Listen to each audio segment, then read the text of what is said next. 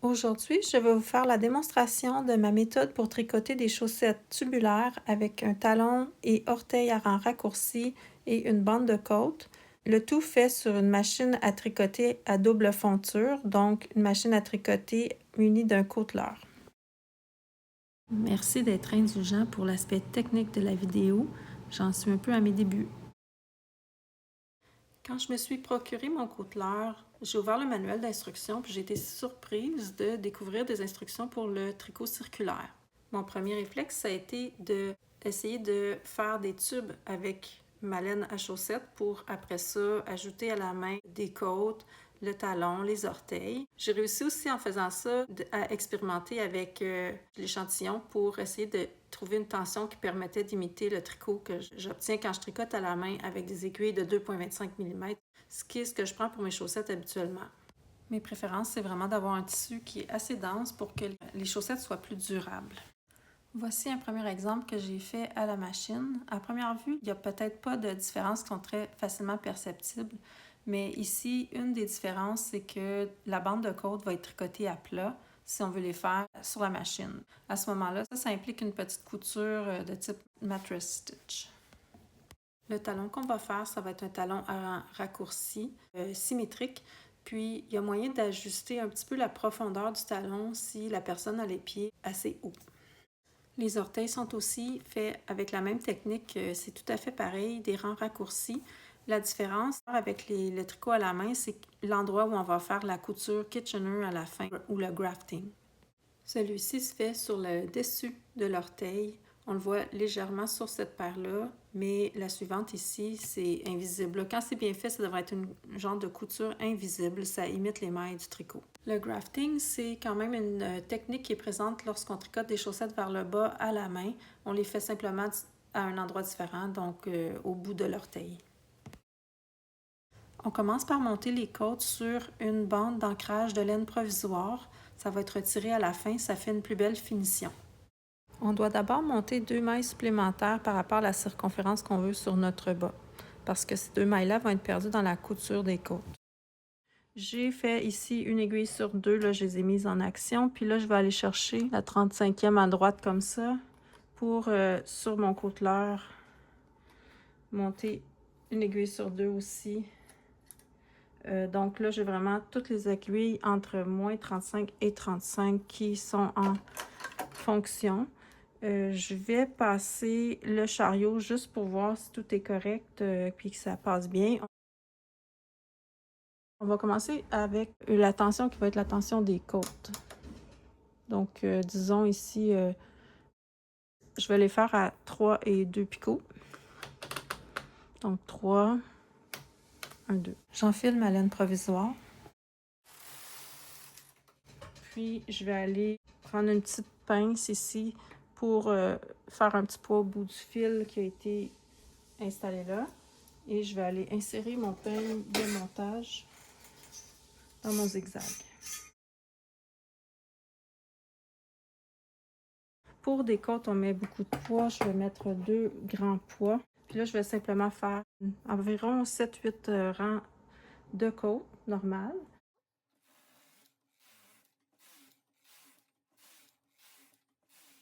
Là, je vais faire 2 rangs circulaires avant de mettre ma laine qui va être la laine des bas, des chaussettes que je vais faire.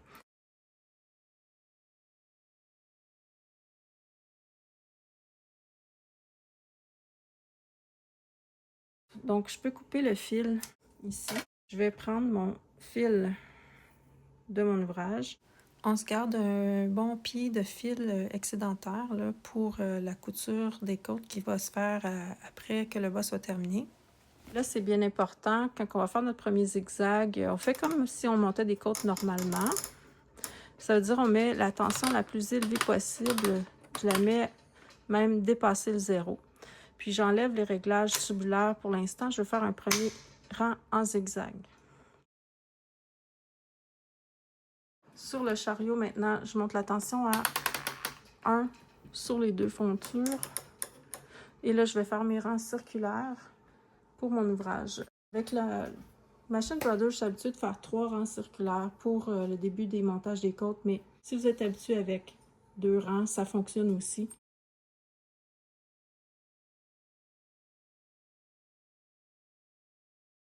Donc, là, ça marche. Ici, ça va tricoter sur la fonture du bas en allant vers la droite et sur la fonture du haut en allant vers la gauche. Tension 1-1.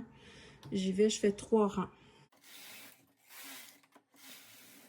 De retour de l'autre côté, là, je vais ajuster ma tension sur les 2 fontures à 2. C'est pas la tension de l'ouvrage. Ce que je vais faire, c'est que chaque rang, je vais l'augmenter d'un picot jusqu'à atteindre donc graduellement la tension que je vais vouloir garder pour les côtes. Fait que ici, je dois supprimer là, le tricot circulaire.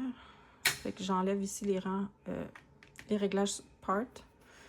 Puis, j'ai la bonne tension. Alors, on y va.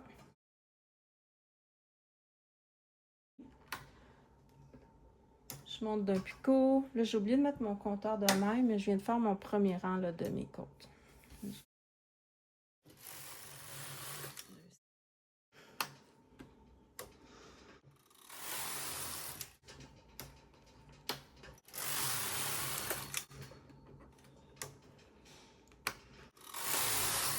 Et j'arrive à la tension 3 et 2 points.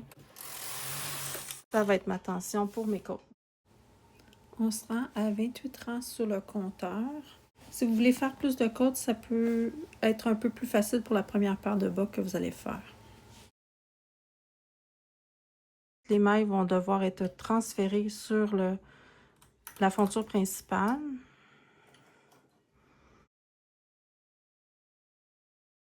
Jusqu'à notre 0 ici, la première aiguille à droite. J'aime bien ici transférer tout de suite celle de part et d'autre du 0. Peut-être 2 ou 3. Comme ça, je vais bien voir là, quand j'arrive, que j'en ai fait suffisamment pour ne pas dépasser le point. Donc, à gauche du 0, ça va aller sur ma fonture du bas. Et on peut voir que j'ai tout transféré les mailles de part et d'autre du 0 sur chaque fonture. J'ai séparé aussi mes 2 fontures ici à mi-chemin. Ça tire un peu sur les mailles, mais c'est correct, là. On n'a pas trop le choix parce que si je veux tricoter à plat, je dois avoir cet espace-là pour installer mon sinker plate de mon chariot ordinaire. Là, j'ai retiré le fil du chariot. Je ne sais pas si on voit ici. Je l'ai passé en dessous des dents, puis sur la vis là, pour pas qu'il soit dans le chemin. Parce que ce que je vais aller insérer dans mon chariot, c'est la laine waste yarn pour faire une petite bande pour arrimer mes mailles dessus pour pouvoir les déplacer. Donc là, je vais aller insérer mon fil ici dans mon chariot. J'ai vraiment de la misère. Ok, on y va. Donc voilà. Je m'assure que ça glisse bien. Je vais juste tenir mon fil ici pour quelques rangs. Là, je tricote à plat. J'ai mis ma tension pour mon ouvrage. Donc, c'est des chaussettes ici qui vont être... la partie en jersey qui va suivre va être à une tension de 5. Donc, j'ai mis la tension à 5. Là, je vais faire, disons, au moins 8 rangs. Là, je veux vraiment pas que ça se défasse. Si vous n'êtes pas habitué à aller même jusqu'à 12 au début. Là. Puis je vous dirais aussi, j'ai déjà pris une laine qui est très très glissante pour faire ça, puis c'était pas une bonne idée, ça se défaisait beaucoup plus facilement. Celle-ci, c'est une acrylique qui est un peu plus rugueux, là, donc ça a moins tendance à se défaire. J'en ai fait assez. Là, je vais couper mon fil rose. Là, je vais faire tomber ces mailles-là. Avant, par exemple, attention à vos pieds, on va enlever les poids. Surtout que c'est des gros poids. Le peigne aussi va devoir être enlevé, là, mais je vais attendre un petit peu. Je vais d'abord faire tomber mes mailles, donc ils sont plus connectés. Là, je vais enlever mon peigne. J'ai pas vraiment le choix parce que je dois replier l'ouvrage. Puis le peigne, ben, il est rigide. Donc, c'est plate, mais là, il va falloir que je trouve une autre façon de mettre du poids. Je vais vous donner des trucs. Pour commencer, en fait, je vais mettre 2 poids griffes sur la partie de mes mailles qui va rester en place. Celle à gauche du 0. Là, je vais aller enlever tout de suite les aiguilles que j'utilisais sur le banc principal parce que celles-là ne me serviront plus. Puis je vais avancer légèrement les aiguilles à gauche du 0. De cette façon-là, je dois m'assurer que toutes ces aiguilles-là vont être remplies parce que sinon, c'est parce qu'il m'en manque une maille. Là, je prends mon fil, je le déprends ici, puis je viens juste tourner le morceau de tissu. J'avais de la misère à prendre la première. Si vous la prenez sur le côté, c'est pas bien grave. Là, ça se peut juste que vous ayez besoin de couper le fil rose à la fin. Mais en fait, j'ai jamais eu trop de problèmes pour ça. Donc là, je continue. Là, je vais chercher les petites bosses ici qui se trouvent entre chaque maille de fil contrastant. Puis je me rends jusqu'au bout. Puis je vous montrerai l'autre bout. Il faut s'assurer qu'il ne nous manque pas de mailles. Ça aussi, éventuellement, il faudra le déprendre. Il ne faudra pas que ce soit pris en dessous. J'arrive au bout. Puis on va voir là, la toute dernière maille. Des fois, on n'est pas trop sûr là. Ou certain. Mais bon, dans ce cas-ci, elle est assez visible. Juste un petit mot ici pour dire que quand on passe des côtes au tricot circulaire, quand je tricote mes côtes, en fait, je fais 2 mètres toujours de plus là, si je les tricote à plat parce que quand on va les rejoindre pour faire la couture, pour amener ça en tube, on va perdre 1 maille de chaque côté. Mais là, quand je continue en rond, si j'ai fait 2 mailles de plus pour mes côtes, mais là, je veux enlever ces 2 mailles-là parce que je ne les voulais pas dans ma circonférence. Fait que je vais juste comme faire une diminution ici des 2 mailles qui se trouve à l'extrémité. Je le fais au niveau de ces mailles-là parce que si je le faisais, mettons, plus loin, c'est sûr que ça fait 2 diminutions rapprochées. Mais étant donné que c'est là qu'il y a la couture, c'est pas un problème. Maintenant que toutes mes mailles ont été reprises, je vais enlever mon sinker plate parce que je vais le changer pour le connecteur du côteleur. Puis que je vais tricoter en rond en utilisant le banc de la fonture du côteleur. Donc, là, pendant que c'est encore comme ceci, je trouve plus facile d'aller enfiler le fil. Là, je reviens avec mon fil principal. Ma tension va être à 5 sur les 2 fontures, là, parce que ça va être ma tension de jersey. J'installe le chariot de mon côteleur et je vais rapprocher les 2 bancs. Bon. Ça va être important ici d'aller, je pense que c'est un des outils pour aller vraiment pousser la petite bande de tissu là, entre les 2 fontures. Je ne veux pas qu'elle soit dans le chemin. OK. Et puis là, je vais devoir remettre des poids. J'ai juste 2 poids griffes en ce moment que j'avais mis sur la partie qui était devant moi. Là, je les enlève. La façon que je vais procéder, après des essais et erreurs, je trouve que ce qui va mieux, c'est la raison pour laquelle on a fait pas mal de rangs de côtes. Dans mon cas, je m'ai fait 28. C'est parce que ça me prend quelque chose en dessous pour aller agripper mes poids. Un coup que c'est replié, vu que j'ai dû enlever mon peigne. Donc là, je vais prendre mes supports en 7, puis je vais aller les onduler ici, comme ça, en partant du côté gauche, en partant du côté droit, dans mes 2 bandes de tissu. Puis là, ça va tenir comme ça, puis je vais aller accrocher 2 poids lourds ici. On y va un peu au fil. Je trouve que ça va. La façon que ça va mieux, c'est si j'ai un léger angle vers le bas à mesure que je faufile comme ça mon support. Puis dans l'autre sens, je fais comme un peu un X, comme ça. Et puis, je vais accrocher mes poids après. Ça reste un peu approximatif, mais l'idée, c'est de bien aller chercher un peu partout dans nos mailles pour que ça tire assez uniformément. Maintenant, je vais être prête. Je vais remettre mon compteur de mailles à 0. De rang, je veux dire, mon compteur de rang. Puis, dans ma petite recette, je vais aller faire 120 rangs, 60 allers-retours. Dans le fond, c'est 60 rangs circulaires, mais il faut que mon compteur aille jusqu'à 120 parce qu'il va aller compter chaque fois que je passe de gauche à droite ou vice-versa.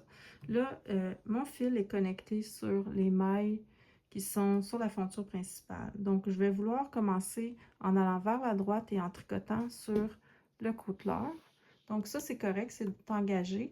Mais en revenant, je ne voudrais pas tricoter sur le côteleur. Donc, je vais ici faire part, le bouton part.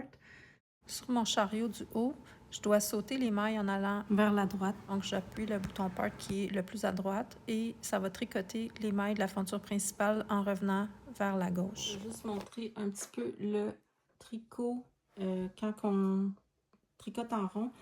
J'ai pas mentionné, là, mais au début, j'ai dû tirer vraiment manuellement par en bas sur mes côtes là, pour faire les premiers rangs sans problème. C'est souvent un truc que j'utilise quand j'utilise le côteleur, là, ça prend beaucoup de tension. Mais après quelques rangs, on voit que là, toute la tension s'est bien distribuée de façon égale, puis là, ça va bien. Fait que je fais mes allers-retours et mon compteur de rang, je dois aller assez loin à droite pour que ça l'active. Vu que mes mailles sont toutes à gauche du zéro, mais vous allez voir, on l'entend, donc ça me permet d'être sûr que je compte chaque rang.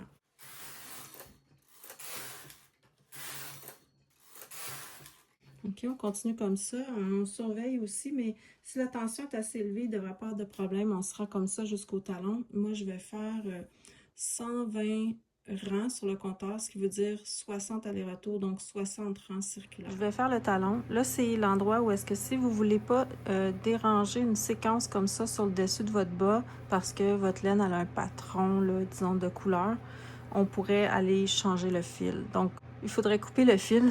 L'accrocher avec une petite épingle à linge ici pour pas qu'il soit dans le chemin, insérer un fil d'une couleur contrastante ou de l'autre bout de la pelote là, pour faire le talon. Puis à la fin du talon, on pourrait revenir à ce fil-là.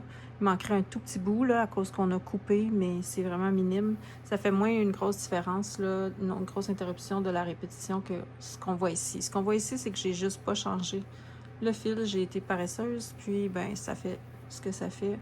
Dans le cas de ma famille, ils s'en balancent un petit peu. Donc là, je compte pas vraiment mes rangs quand que je fais le talon. Je vais remettre ça à 0 pour tantôt, puis je vais relever là, mon petit flap pour compter. Le talon, on le fait à plat en faisant des short rows ou des rangs aller-retour, des rangs raccourcis, je veux dire. Fait que je vais enlever le chariot de mon côteleur. Je vais retirer ici le connecteur.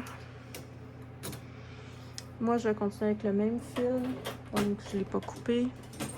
Puis là, si je veux insérer mon sinker plate, je vais devoir augmenter ici l'espace entre les deux fournitures comme tantôt.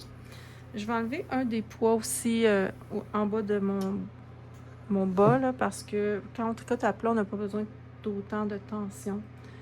Alors, je fais l'écart ici entre mes bancs. Ça me permet d'aller insérer mon sinker plate. Puis là, attention, il faut bien ajuster les réglages. Je reste avec la même tension que pour mon jersey, mais là, je vais défaire le réglage qui permettait de tricoter en rond. Je vais tricoter à plat. Puis là, bien important, je vais aller mettre sur hold. Peu importe le modèle de machine que vous avez, il faut vous trouver la position où est-ce qu'on aura hold dans les deux directions. Pour Brothers, ça fait les deux directions, là, juste avec le réglage ici H que je viens de sélectionner. Ce que ça fait, c'est que ça va sauter les mailles là, qui vont être sur des aiguilles qui vont être complètement sorties. Oups, il faut que j'ouvre la petite trappe. J'insère mon fil, je m'assure qu'il est bien connecté comme ça. Puis si j'ai du lousse, je vais tirer ici. Donc, pour qu'il y ait une petite tension. Puis là, dans le fond, peu importe le côté sur lequel vous commencez, en fait, moi, il y a eu sûrement une erreur. J'ai dû replacer mon chariot. Mais je pense que je me suis trompée d'une valeur ici, mais un demi-rang, un demi-tour comme ça ne fera pas vraiment de différence. L'idée, c'est les rangs raccourcis, c'est assez facile. On doit sortir l'aiguille du côté du chariot. Puis là, celle-là ne sera pas tricotée. Le fil va faire le tour, entourer l'aiguille. Pour les deux premiers rangs raccourcis du talon, l'aller et le retour, souvent la boucle ici a tendance à être lousse parce que les deux frontures sont assez éloignées. Donc, ça peut être une bonne idée de maintenir un peu la tension avec vos mains. Vous assurer qu'il n'y a pas davantage de lousse que nécessaire. C'est un petit peu moins pire que si j'avais pas tiré ici. Puis ça peut aider pour ne pas avoir là, les trous au niveau des deux côtés du talon. J'ai une aiguille de moins ici qui est en fonction. Excusez mon chien encore. Là, je fais la même chose de l'autre côté. Ça va petit à petit raccourcir mes rangs. Je pousse ici avec mon doigt comme pour baisser la maille. Je vais être sûre que je la sors, puis la maille ne va pas se défaire. Des fois, ça arrive si c'est trop lousse. Là, pour l'instant, je laisse ma tension comme ça, mais éventuellement, ça va faire une petite poche ici là, de tissu parce que je fais des rangs de plus en plus petits. Fait que ça va faire comme une petite pochette. Je vais aller accrocher un poids-griffe dans le centre de ça par en arrière, là, à peu près comme à mon 6-7e aller-retour. L'idée d'un talon en général, c'est d'aller faire des rangs raccourcis jusqu'à ce qu'on retrouve à peu près un tiers des mailles ici qui sont les aiguilles sorties ici qui ne sont pas en action, environ un tiers des mailles ici, un autre tiers ici.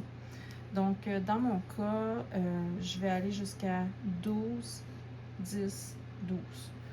12 aiguilles ici sorties, 10 qui sont encore en jeu, 12 comme ça. Ça fait faire un talon un peu profond. J'aurais pu arrêter 2 rangs avant, donc avec 11, 12, 11. Ça, c'est ce que je vais faire pour les orteils, mais ma famille, on a quand même un high instep, c'est-à-dire la profondeur du talon là, de notre pied est assez grande, fait que ça fait mieux comme ça. OK, fait que j'ai sorti ici mon aiguille, je vois que le fil est en dessous, donc s'il n'a pas passé par-dessus, c'est parce que je n'ai pas encore fait. OK, là j'ai tricoté, puis on peut voir le fil là, qui est allé faire le tour de la maille comme ça. Je continue de cette façon.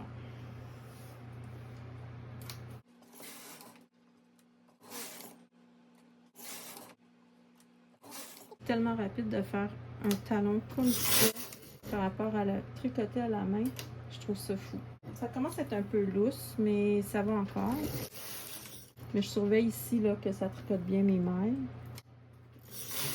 Okay, on peut voir qu'il n'y a pas tout à fait... L'aiguille ne tire pas autant dessus que les autres. Là. OK? Fait que si je l'avais sorti, ça aurait pu défaire la maille. Là, je vais mettre mon poids-griffe en arrière. Je pourrais en mettre 2 aussi, là, mais je pense, j'ai trouvé qu'avec un, c'est suffisant, je le centre. OK. Puis là, je vais quand même continuer à appuyer sur mon ouvrage pour le baisser avant de sortir l'aiguille.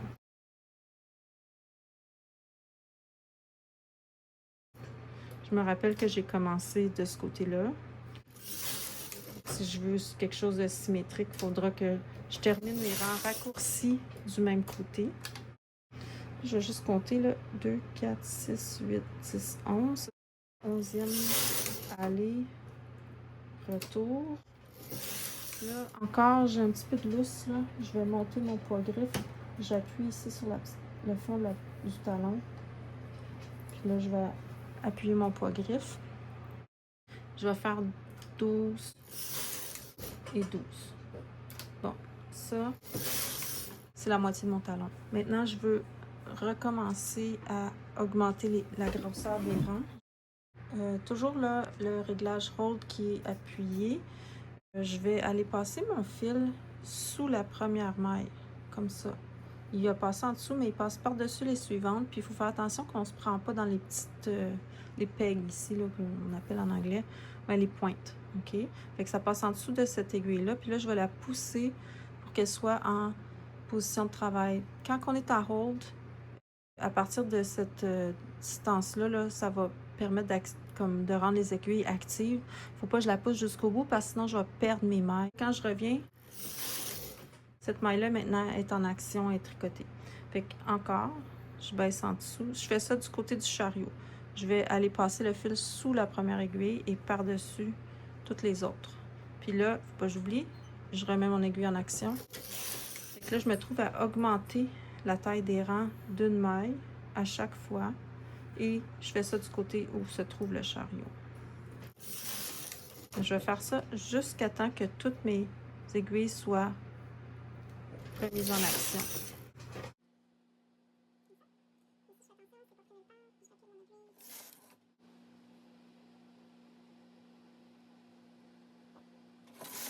J'ai replacé mon poids-griffe encore.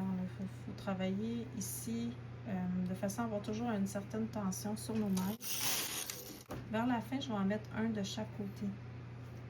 Parce que ça sera plus suffisant.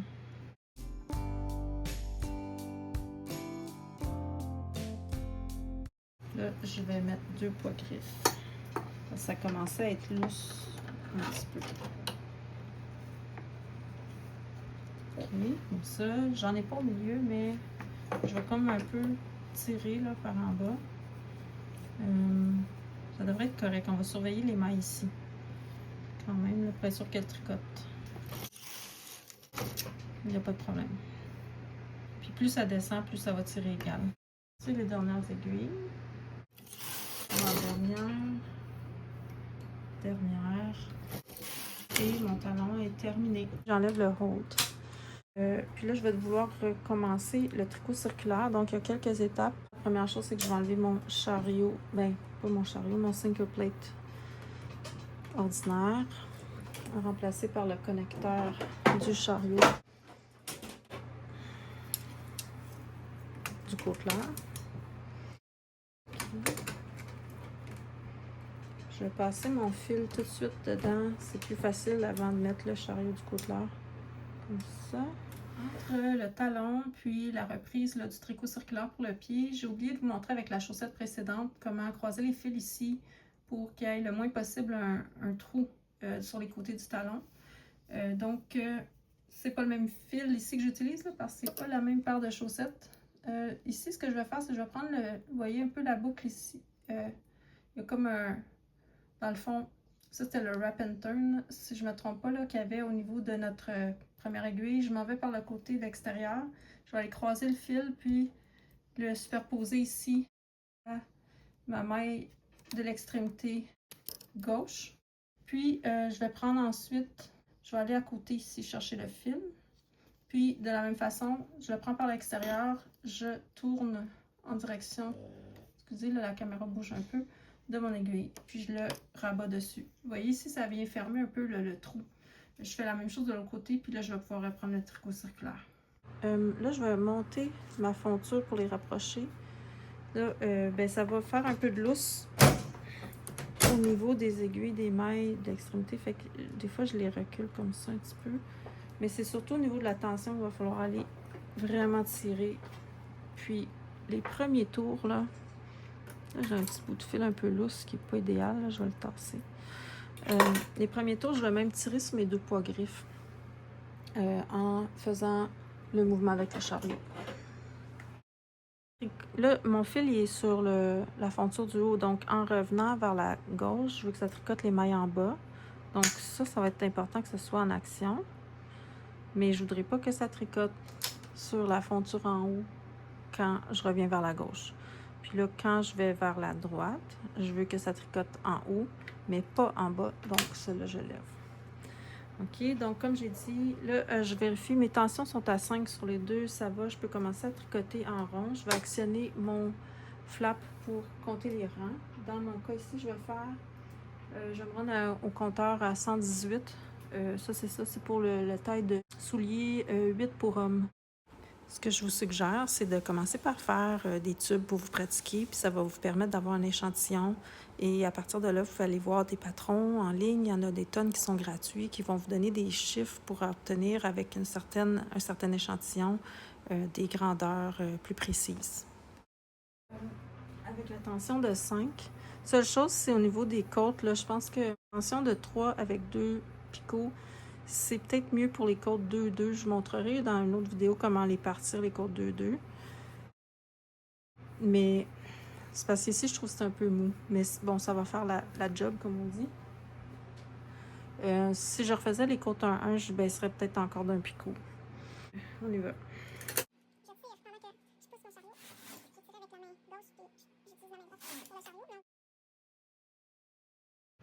Je retire mes poids griffes. Des fois, il faut peut-être tricoter encore un petit peu plus longtemps là, s'ils sont pris un peu trop dans le haut de l'ouvrage.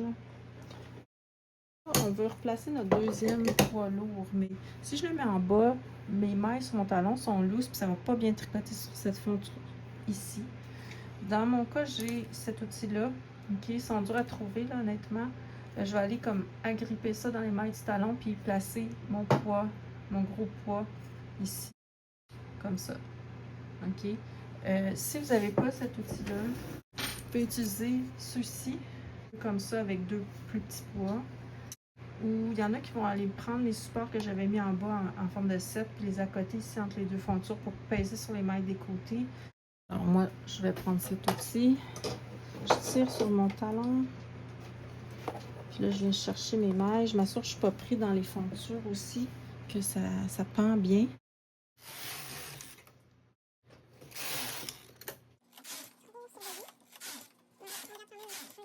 Là, pour l'orteil, c'est exactement, excusez, la même démarche qu'on a fait pour le talon. Là, il y a une dernière étape à la toute fin de l'orteil que je vais vous montrer tantôt. Ok, j'en suis aux étapes finales sur la machine à tricoter.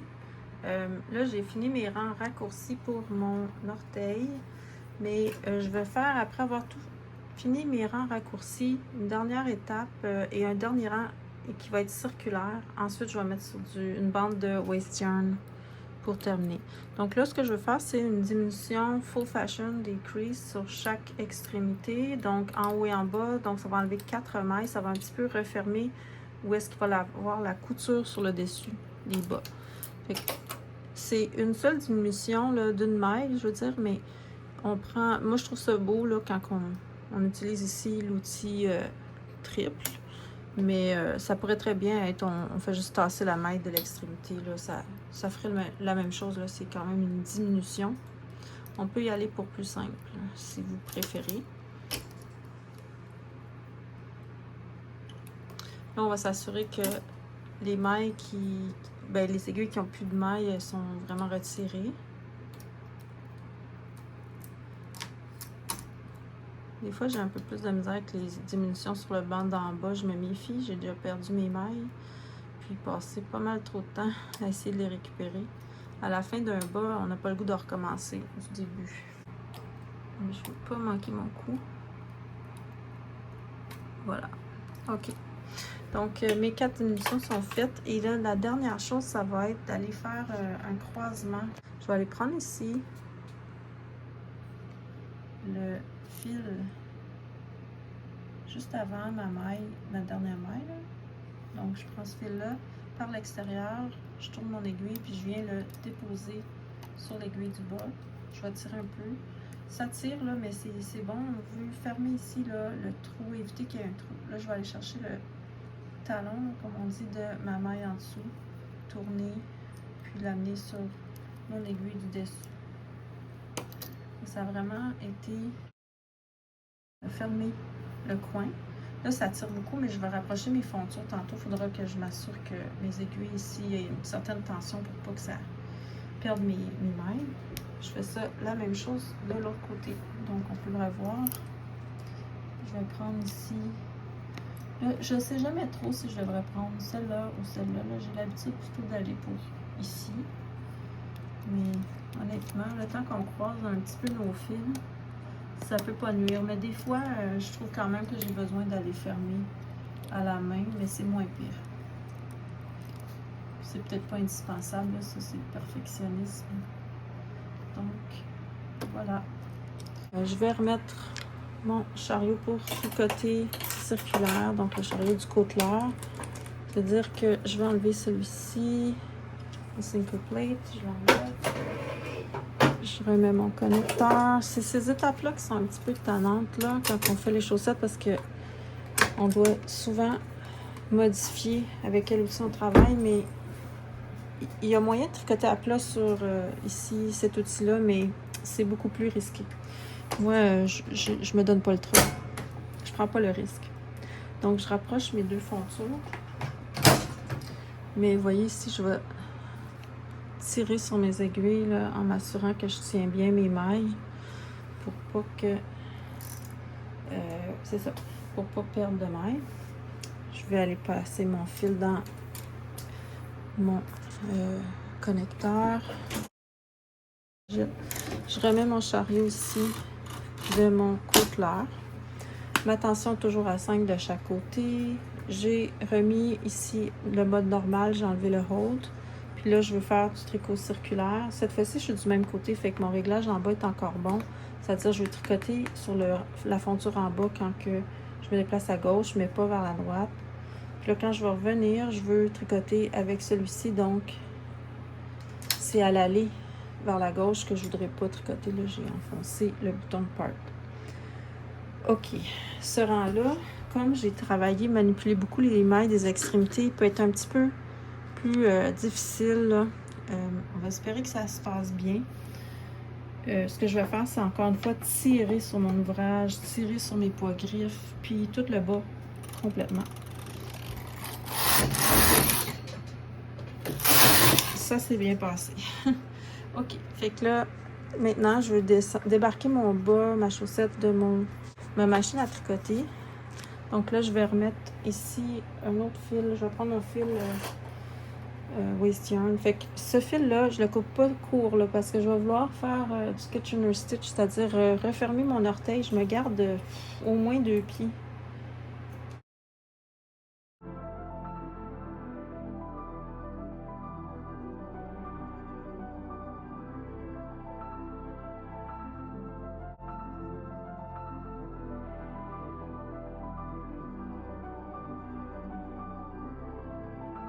Là, je vais tenir mon fil rose, mais en même temps, je tire sur mon bas vers le bas. Vous pourriez mettre une épingle à linge puis le fixer sur une fixation de la table, mais je le tiens bien. Donc, on y va pour des rangs tricot en rond. Je vais en faire à peu près une dizaine. Tout dépendant, encore une fois, là, si votre fil est très glissant et a tendance à se défaire, ce serait peut-être bon d'en faire même jusqu'à 12.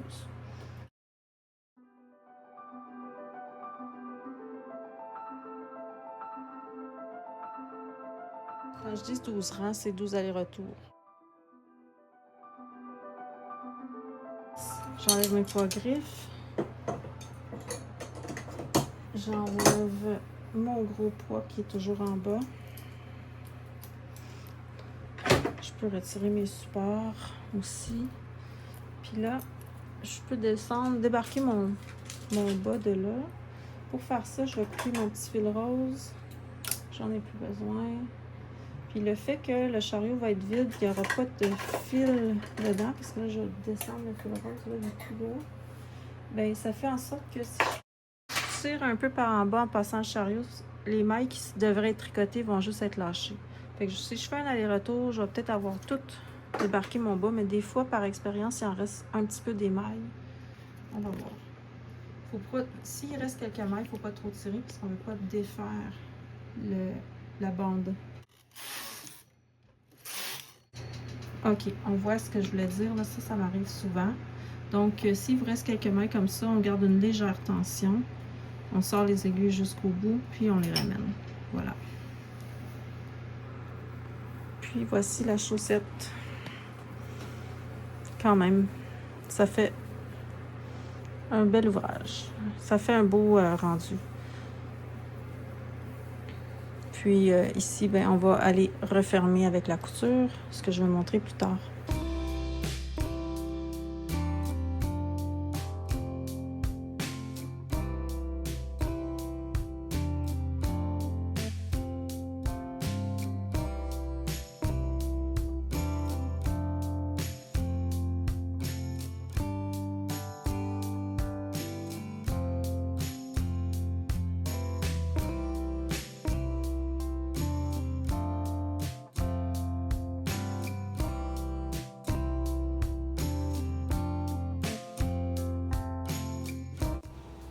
Quand c'est le moment de reprendre les mailles pour le grafting des orteils, je les ramasse dans le sens qui me semble le plus facile. Je vous rappelle qu'on prend une petite aiguille ici. Habituellement, j'utilise une 2 mm. Ensuite, lorsque mes mailles vont être sur mon aiguille, je vais pouvoir vérifier l'orientation de celle-ci avant de faire le grafting. Vous allez voir un petit peu plus loin. Aussi, je compte mes mailles, vous voyez, là, pour être certaine de ne pas en manquer une. Mais n'oubliez pas qu'avant la toute fin, on a diminué de 4 mailles. Donc, on ne s'attend pas à avoir le même nombre de mailles que la circonférence de la chaussette, mais plutôt 4 mailles en moins.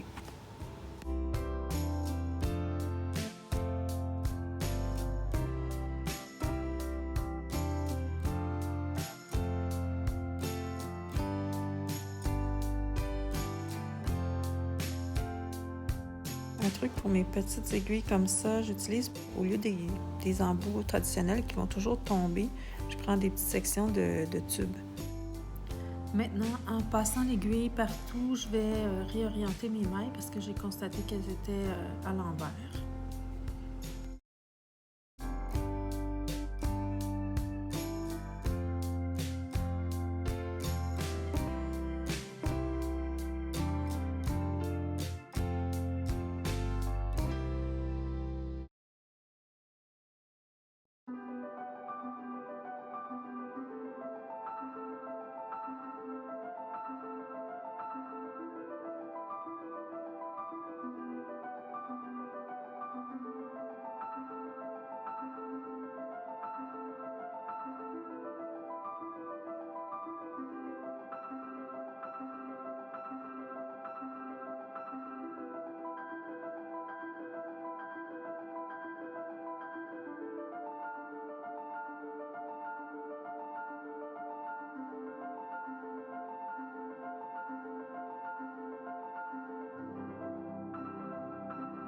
Voici les chaussettes terminées. Si vous êtes intéressé, dans la minute qui va suivre, il y a des images qui ont été tournées de mon bel été au Québec.